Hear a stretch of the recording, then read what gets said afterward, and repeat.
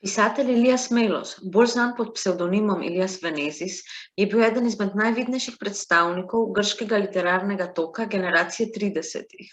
Ti so se na literarnem prizorišču začeli udejstvovati po letu 1920.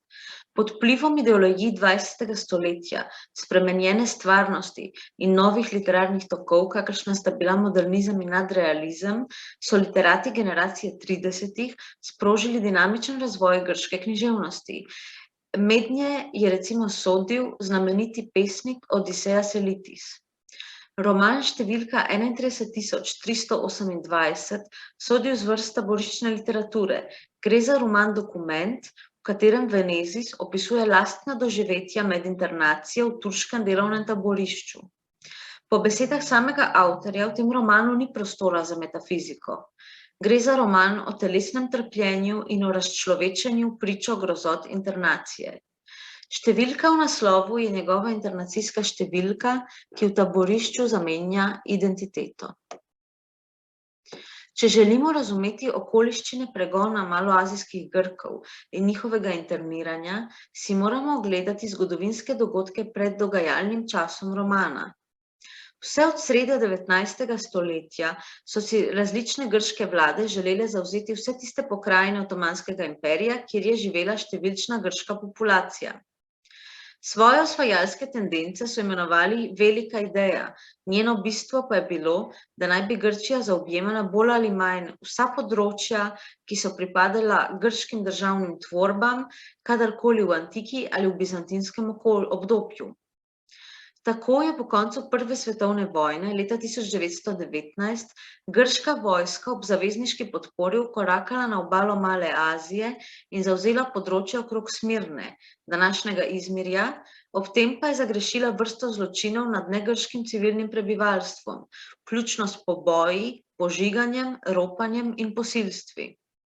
Leta 1922, se pravi pred točno 100 leti, je sledil poraz, ki ga v grškem zgodovinopisju opisujejo z izrazom maloazijska katastrofa in ki se je ponovno iztekel v pokole in delovna taborišča.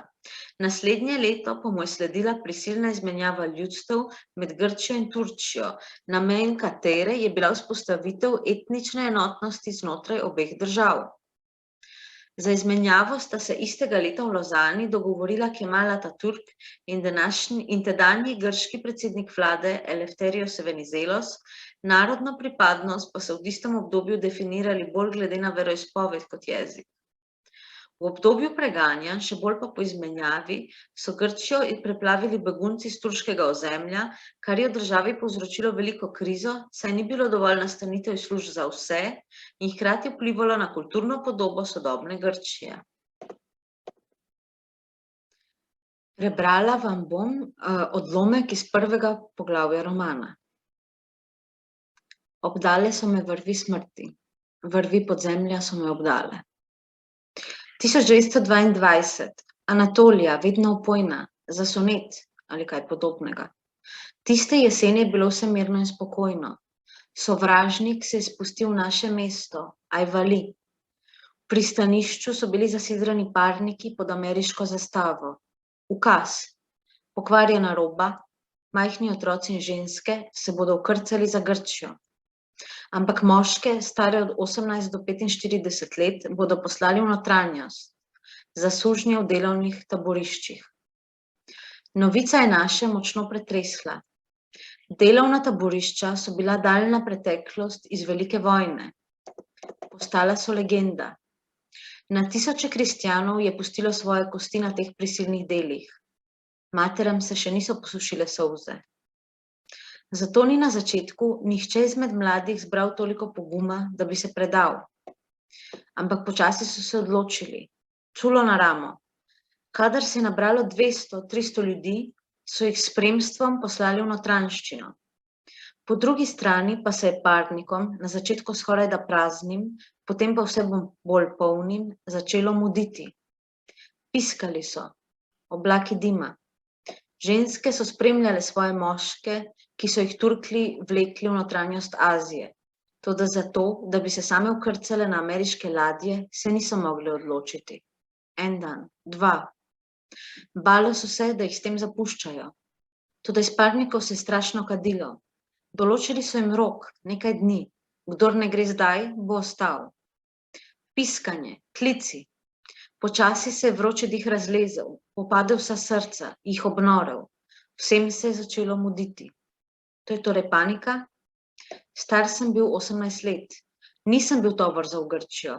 Niti ena oka, niti košček pokvarjene robe nisem bil. Čisto nič. Skrit doma v hiši sem opazoval tretjo odpravo, ki je odhajala v notranjost. Bilo je kakšnih 300 ljudi, v dvoredu. Za njimi so tekle poblaznele ženske. Vse hkrati so vpile, rinile so v vrsto. Vojaki so jih odrivali, one pa nič. Vračale so se in govorile. Dajale so jim napotke, naj se pazijo umazane vode, ker se širi griža. Mraza. Skrivaj sem gledal izza okna. V odpravi sem razločil glasbenika Kostasa Štrka.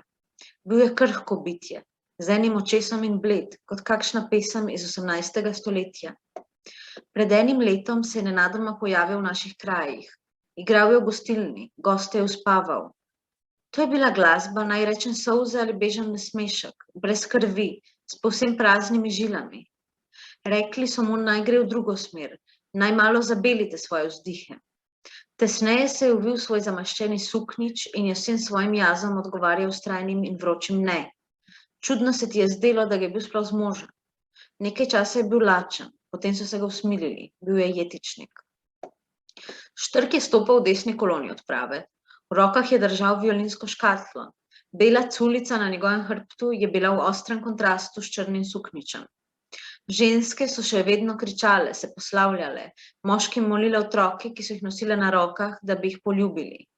Kostah pa je bil miren, njega ni vznemirjal nihče. Na lepem je dal častnik povelje. Stoj! Pogledal je na stran, tam so se bleščale rumena, rdeča, bela barva, množica žensk, ki so spremljale prizor. Se hotel postaviti? Usedite se na tla, je ukazal. Pokleknili so. Častnik si je vihal brčice in obhodil vrsto od enega konca do drugega. Telesa, razporejena po tleh, so bila kot prihuljena reka. Neka ženska je v to reko potopila jokajočega malčka. Ulan, kaj pa je tole? Se častnik presenečeno ustavi pred Štrkovo škatlo za violino. Ta pa ni znal turško, drhtel je od strahu. Privzdihnil je svoje edino oko in se poskušal nasmehniti. Častnik odpre škatlo in na lepem nepričakovano bruhne v smeh. Ulan, to vleče s sabo tja dol. Tja dol, kaj? Ponavljal je to in ponavljal in pokal od smeha. Vsi so ga presenečeno gledali. Zakaj se smeje? Zaigraj, reče nazadnje, ko se pomiri. Naši migajo Štrku, naj vstane.